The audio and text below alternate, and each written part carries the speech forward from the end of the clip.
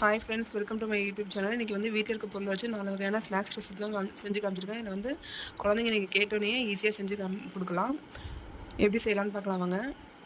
First வந்து கோதுமை மாவில் சமோசா செஞ்சுருக்கேன். ரொம்ப கிரிப்ஸியாக இருக்கும், ஈஸியாக செஞ்சிடலாம். இதுக்கு வந்து ஒரு கப்பு கோதுமை மாவு எடுத்துக்கோங்க. இதில் வந்து தேவையான அளவு எண்ணெய் ஊற்றி நல்லா டைட்டாக மாவை பிணைஞ்சிக்கோங்க. இந்த மாதிரி பிசைஞ்சதுக்கப்புறம் இதில் தேவையான அளவு உப்பு ஆட் பண்ணிக்கோங்க. கொஞ்சம் கொஞ்சமாக தண்ணி ஆட் பண்ணி நல்லா திக்காக பிணைஞ்சிக்கோங்க.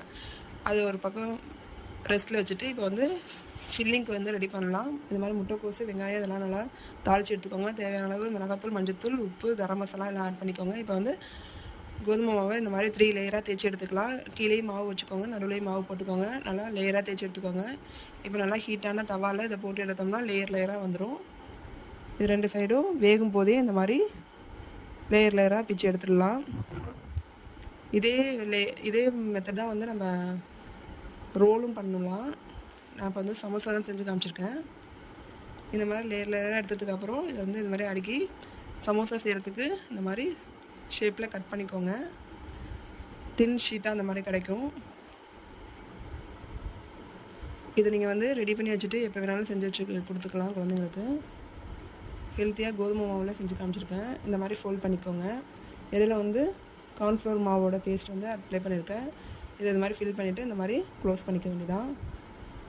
4 பக்கமும் கார்ன்ஃப்ளவர் மாவு வச்சு நல்லா க்ளோஸ் பண்ணிக்கோங்க. அதுக்கப்புறம் நல்லா ஹை ஃப்ளேமில் வந்து இதை பொரிச்சு எடுத்தால் சூடான சமோசா வந்து முறுமுறுன்னு ரெடி ஆயிரும். ஒவ்வொரு டைம் நல்லா இதை க்ளோஸ் பண்ணிக்கோங்க. இப்போ நல்லா ஹை ஃப்ளேமில் வேக வச்சு எடுத்துக்கலாம். இப்போ கிறிஸ்பியான சமோசா வந்து நமக்கு ரெடி ஆகி கிடச்சிச்சு. நெக்ஸ்ட்டு ஸ்நாக்ஸ் என்னான்னு பார்க்கலாம். இப்போ வந்து உருளைக்கிழங்குல பஜ்ஜி தான் செஞ்சு காமிச்சிருக்கேன். இது வந்து ஹோம்மேடு பஜ்ஜி மிக்ஸில் செஞ்சுருக்கோம். ஃபஸ்ட்டு வந்து கடல மாவு எடுத்துக்கோங்க. அதில் வந்து அரிசி மாவு ஆட் பண்ணிக்கோங்க. மிளகாத்தூள், மஞ்சத்தூள், உப்பு, கரம் மசாலா, தேவையான சோடா போட்டுக்கோங்க.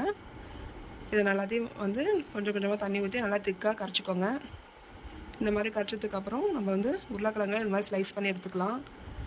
மாவு நல்லா இந்த அளவுக்கு கெட்டியாக இருக்கணும். இதை வந்து 2 சைடும் இந்த மாதிரி திருப்பி எடுத்துகிட்டு சூடான எண்ணெயில் நல்லா பொரிச்சு எடுத்திங்கன்னா பஜ்ஜி நல்லா உப்பெல்லாம் வரும்.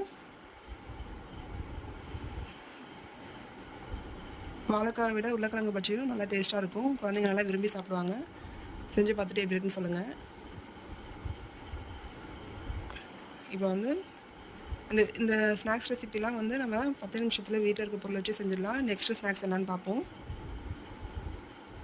சொரைக்காயில் கட்லெட்டு செஞ்சு காமிச்சிருக்கேன். இதில் வந்து குழந்தைங்க வந்து காய்கறியே சாப்பிட மாட்டாங்க.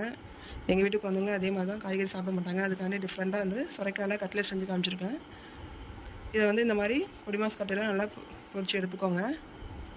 தண்ணிலாம் அதில் அப்படியே இருக்கட்டும். நம்ம வேக வச்ச உருளைக்கிழங்கு வந்து இதை ஆட் பண்ணிக்கலாம். தண்ணி எதுவும் சேர்க்கக்கூடாது.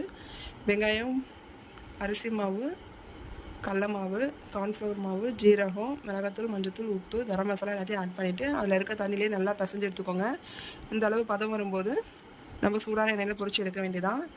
அப்படி உங்களுக்கு தண்ணி விடுற மாதிரி இருந்தால் இதில் வந்து ரவை இல்லைன்னா அவல் சேர்த்துக்கிட்டிங்கன்னா நல்லா வந்து கிரிப்ஸியாக நமக்கு சுரைக்கால கட்லெட் ரெடி ஆயிரும். இந்த ஸ்நாக்ஸ் ரெசிபி நீங்கள் 10 நிமிஷத்தில் செஞ்சிடலாம். அதுவும் வெஜிடபிளில் ஹெல்த்தியாக செஞ்சு காமிச்சிருக்கேன். இதில் வந்து ரவுண்ட் ஷேப்லேயும் போட்டு காமிச்சிருக்கேன். இதை நீங்கள் அப்படியே மஞ்சூரியன் மாதிரி கூட செஞ்சு கொடுக்கலாம் குழந்தைங்களுக்கு. அடுத்தது டீக்கடை மசாலா வடை செஞ்சு எப்படி செய்யலாம்னு பார்க்கலாம் வாங்க. இதுக்கு வந்து கடலைப்பருப்பு 1 ஹவர் இந்த மாதிரி சோக் பண்ணி எடுத்து வச்சுக்கோங்க. இதில் வந்து சோம்பு, பூண்டு எல்லாம் போட்டு அரைச்சி எடுத்துக்கலாம். குறப்பாக அரைச்சிக்கோங்க. இந்த மாதிரி குறப்பாக அரைச்சா தான் வடை வந்து நல்லா கிரிப்ஸியாக இருக்கும்.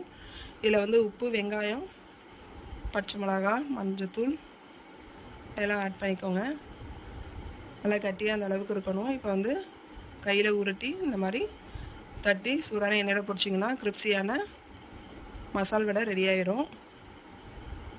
இதை வந்து நீங்கள் ஊற வைக்கிறது மட்டும்தான். அதுக்கப்புறம் ஈஸியாக இந்த ஸ்நாக்ஸ் செஞ்சு முடிச்சிடலாம்.